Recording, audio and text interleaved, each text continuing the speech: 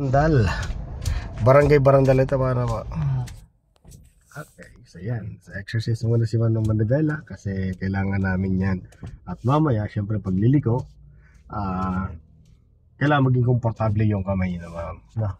Mahirap kasi pag yung dire-diretso kagad ikaw ng third na hindi ka man lang nag-exercise ng ganito. So, mahirapan gumalaw ang kamay, maninigas. So, kapag liliko, di mo kayang iliko yun pag nandun ka na sa actual na pag hindi ka gumawa, pag nag-exercise ng ganyan.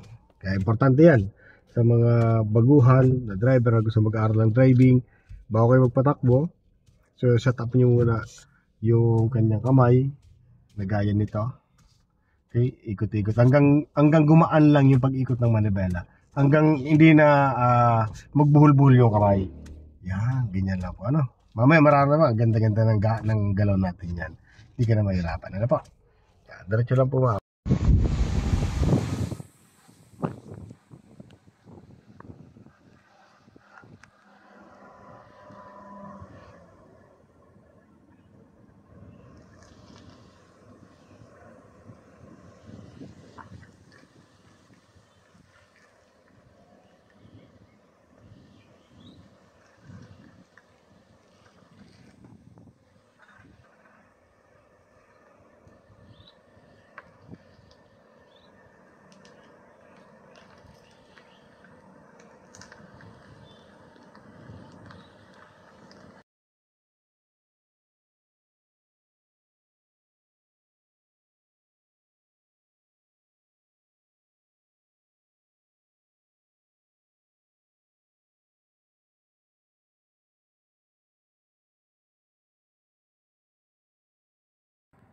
Tapat ng side mirror dyan.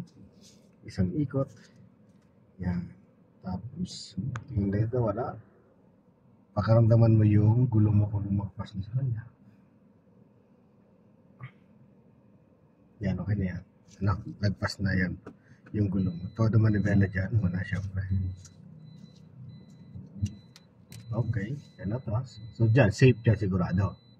So ang ano natin dyan, dito sa kanan. No? Okay, so titignan natin kung safe dito sa kanan. Dyan, wala akong problema dyan. Maluwag sigurado dyan kasi di natin sinobrahan. Yan. O, nalabas siya. Diretso ka lang.